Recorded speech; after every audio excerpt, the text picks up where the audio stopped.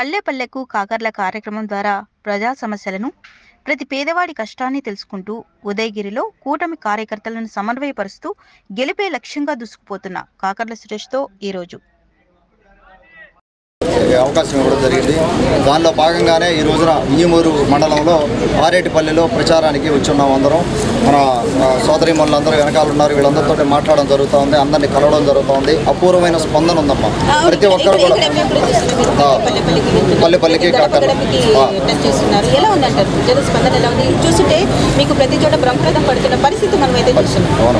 పల్లెపల్లికి కాకర్ల ప్రోగ్రాంలో ఒకటమ్మా ఇక్కడ ఏం జరుగుతూ ఉందంటే, నేను మొన్న సీతారాంపురంలో కూడా 3 రోజులు కంటిన్యూగా పాదయాత్ర చేసి వచ్చాను.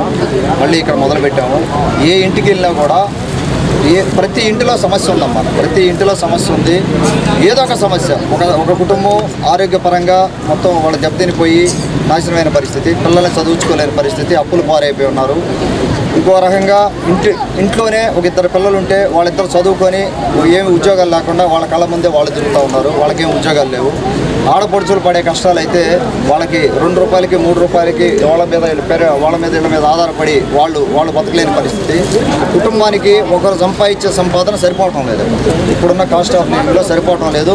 వైసీపీ గవర్నమెంట్ ఆ పథకాలు ఈ పథకాలు అంటుంది, కానీ వాళ్ళకి నెలకు వచ్చే ఖర్చు కానీ ఒక ఆయన చూసాం, మన కరెంటు బిల్లు నా ముందే వచ్చింది. కరెంటు బిల్లు చూసుకొని నెత్తి నోరు కొట్టుకుంటున్నాడు ఆయన. ఫోటోలో వీడియోలో కూడా ఉంది.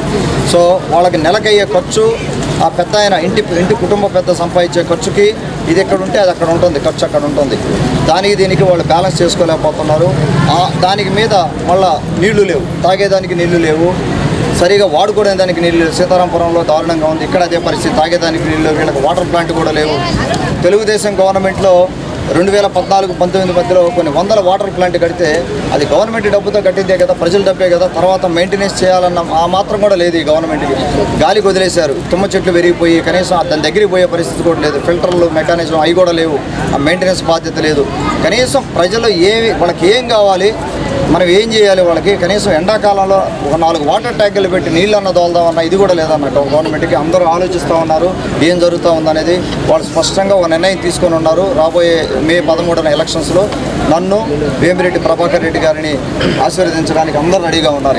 ఇక్కడ చూసుకున్నట్టయితే మీ ప్రత్యర్థి మేకపాటి రాజగోపాల్ గారి గురించి ఏం చెప్తారు? ఎందుకంటే వాళ్ళు 4 దశాబ్దాలు ఇక్కడ రాజకీయాల్లో ఉన్న పరిస్థితిని మనం చూస్తున్నాం. ఏమంటారు? నేను వాళ్ళ కుటుంబం గురించి నేను మాట్లాడను. నా ప్రత్యర్థి మేకపాటి రాజగోపాల్ రెడ్డి గారు. ఆయన స్పష్టంగా నేను ఇంతకుముందు కూడా చాలాసార్లు అడిగాను.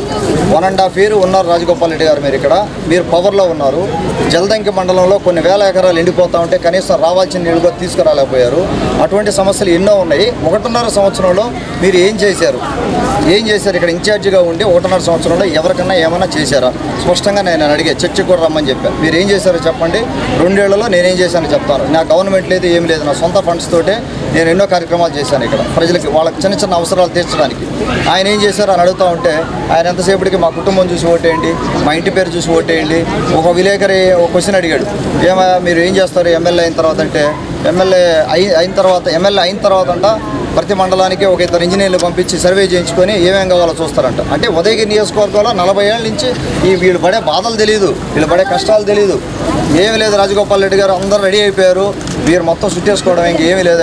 చూస్తూ ఉన్నారని అపూర్వమైన స్పందనకు మించి ప్రతి ఇంటిలో గడప తొక్కుతూ ఉన్నారు. లోపలికి వెళితే ప్రతి ఇంట్లో సమస్యలు. ఎవరు కూడా సుఖంగా లేరేడా. ఉదయగిరి నియోజకవర్గం 8 మండలాల్లో రెడీగా ఉన్నారు. వైసీపీని ప్యాకప్ చేసి ఇంటికి పంపించారు. ఏమి లేదమ్మా, ఏమి లేదు. వాలంటీర్లు ఎవరిని రద్దు చేయరు. వాలంటీర్ వ్యవస్థకి టీడీపీ తెలుగుదేశం ప్రభుత్వం వ్యతిరేకం కాదు. మీరు అడిగిన క్వశ్చన్కి ఈ మధ్య పింఛన్ల వ్యవహారంలో కూడా వాలంటీర్లు లేరని చెప్పి 4-5 రోజుల పాపం పెద్దవాళ్ళని ఎండలో నిలబెట్టి ఇబ్బంది పెట్టి చంద్రబాబు గారు ఆపారు, లేకపోతే తెలుగుదేశం గవర్నమెంట్ ఆపింది. మాకేం సంబంధం అమ్మా తెలుగుదేశం గవర్నమెంట్కి? గవర్నమెంట్ మీది. కోర్టుకు వెళ్ళడం అన్నది పవన్ కళ్యాణ్, చంద్రబాబు నాయుడు చేశారు, నితీష్ కుమార్ అని వాళ్ళు గట్టిగా చెప్తున్న పరిస్థితి. దాన్ని ప్రజలు బలంగా తీసుకెళ్తున్నారు. అవి నిరాధారం అమ్మా, నిరాధారం. ఇప్పుడు మరి ఇస్తున్నారు కదా, 4-5 రోజుల్లో పెన్షన్ ఇచ్చారు కదా, చాలా మందికి ఇచ్చారు కదా పెన్షన్. సో అవన్నీ నిరాధారం అమ్మా. ఇవన్నీ లీగల్గా ఏదో చూపెట్టి అందరినీ మోసం మాటలు చెప్తా ఉన్నారు వీళ్ళు. వీళ్ళు ఎవరు నమ్మట్లే. మా ఉదయగిరి నియోజకవర్గంలో అయితే 8 మండలాల్లో ఎవరు నమ్మే పరిస్థితి లేదు. అందరూ తెలివైన వాళ్ళు. ఇక్కడ ఉండేవాళ్ళు కూడా, ఆడపడుచులు కూడా అందరూ తెలివైన వాళ్ళు. ఏది పడితే అది నమ్మరు. గవర్నమెంట్ ఎవరుందో వాళ్ళు రెస్పాన్సిబిలిటీ దానికి. అది election guidelines, election commission guidelines, దాన్ని బట్టి వాళ్ళు చేసి మేనేజ్ చేసుకోవాలి. తెలుగుదేశం పార్టీ చేతిలో ఏం లేదు కదా. తెలుగుదేశం పార్టీ అకౌంట్లోకి ఏమైనా డబ్బులు వస్తాయా పెన్షన్ మార్చమని? రావు కదా. వాళ్ళ అకౌంట్లోనే డబ్బులు ఉంటే వాళ్ళు చేయాలి. ఏం చేయాలనేది వాళ్ళ ఇష్టం అది. సో దానికి బ్లేమ్ చేస్తా ఉన్నారు. అదే కాదు, రకరకాలుగా ఏదో ఒకటి బ్లేమ్, ఏదో ఒకటి గుట్టకాల్చి మన ఎత్తినేసేది, మీరే దాన్ని సమాధానం చెప్పాలనే పరిస్థితి ఉంది. అన్నిటికీ రెడీ అయ్యారు ప్రజలు, ఆంధ్ర ప్రజలు మొత్తం ప్యాకప్ చేసి ఇంటికి పంపించేదానికి. ఇంకెంత మే 13 దాకా వెయిట్ చేయండి సార్. ఇక్కడ చూసుకున్నట్టయితే అండి, మాజీ ఎమ్మెల్యే ఇక్కడ రామారావు గారు కావచ్చు, కావ్య కృష్ణారెడ్డి గారు కావచ్చు, ఇక్కడ నుంచి టికెట్ ఆశించారు. వాళ్ళకి కాకుండా మీకు ఇవ్వడం రీజన్ ఏమంటారు? రీజన్ ఏమీ లేదమ్మా. అంటే ఈ రోజున చంద్రబాబు గౌరవ తెలుగుదేశం పార్టీ అధ్యక్షులు, జాతీయ అధ్యక్షులు చంద్రబాబు గారు, వారు టీము, తెలుగుదేశం పార్టీలో ఒక టీం ఉంటుంది. వాళ్ళు రకరకాల సర్వేలు అన్నీ చూసుకున్న తర్వాత, క్యాండిడేట్స్ చూసుకున్న తర్వాత, రకరకాల సమీకరణలు ఉంటాయి. అవన్నీ చూసుకున్న తర్వాత నాకు అవకాశం ఇవ్వడం జరిగింది. వాళ్ళు సర్వీస్ చేయలేదని, వాళ్ళు పని చేయలేదని ఏం కాదు. ఎంతోమంది లీడర్స్ సాక్రిఫైస్ ఉంది ఇందులో. మాలాంటి వాళ్ళకి టికెట్స్ వచ్చాయి అంటే ఎంతోమంది సాక్రిఫైస్ చేయబట్టే వచ్చాయి మాకు. అది మేము గుర్తించాం, మాకు తెలుసు అది ఆ విషయం. సో అలాగే ఇతర కాన్స్టిట్యున్సీలో కూడా తెలుసు. ఇక్కడే కాదు, తెలుగుదేశం పార్టీలోనే కాదు, జనసేన పార్టీలో కూడా ఎంతోమంది సాక్రిఫైస్ చేస్తేనే అందరికీ టికెట్లు వచ్చాయి. 175 కాన్స్టిట్యున్సీలు, 100 మందికి రావు కదా టికెట్లు. సో దాన్ని బట్టి మనం వెళ్ళాల్సి వస్తుంది. నాకు తెలిసి నేను బుల్లేని రామారావు గారి ఆశీర్వాదం కూడా తీసుకున్నాను నెల్లూరులో. ఆయన వెళ్ళి కలవడం జరిగింది. వారి ఆశీర్వాదం క్లియర్గా ఉంది. ఆయన కూడా వస్తారు ప్రచారానికి, ఆయన కూడా వస్తారు. అలాగే మన మాజీ ఎమ్మెల్యే కమ్మ విజయరామరెడ్డి గారు ఆల్రెడీ మా ప్రచారంలో పార్టిసిపేట్ చేస్తున్నారు. వేగపాటి చంద్రశేఖర్ రెడ్డి గారు కూడా ఆల్రెడీ వచ్చారు, ప్రచారాలు చేస్తున్నారు. శాంతమ్మ గారు కానీ, మన ఒంటేరు వేణుగోపాల్ రెడ్డి గారు కానీ, మాజీ జడ్పీ చైర్మన్ చెంచల్ బాబు యాదవ్ గారు కానీ అందరూ కూడా వచ్చి మనతో ప్రచారంలో పాల్గొంటున్నారు. ఇక్కడ మాకు ఎటువంటి ఇబ్బంది లేదమ్మా.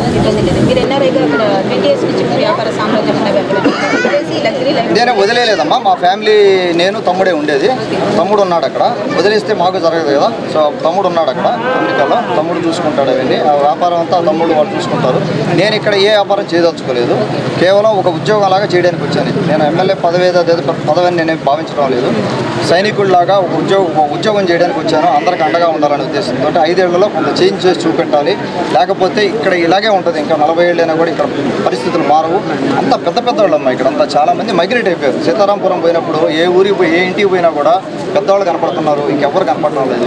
అందరూ మైగ్రేట్ అయిపోయి బయటకు వెళ్ళిపోయారు. వీళ్ళకి పాపం సరిగా నీళ్లు లేవు, తినేదానికి తిండి సరిగా లేదు, బట్టలు లేని వాళ్ళు ఉన్నారు, రకరకాల ఇష్యూస్ ఉన్నాయి. అంటే మీరు పదవులకు వస్తే మీరు ఎలాంటి కార్యక్రమాలను ఇక్కడ చేస్తారు, ఎలాంటి హామీలు ఇక్కడ ఇచ్చారు, మీరు ఇక్కడ ఈ నియోజకవర్గంలో ఎలాంటి నిర్ణయిస్తారు? చెప్పానమ్మా.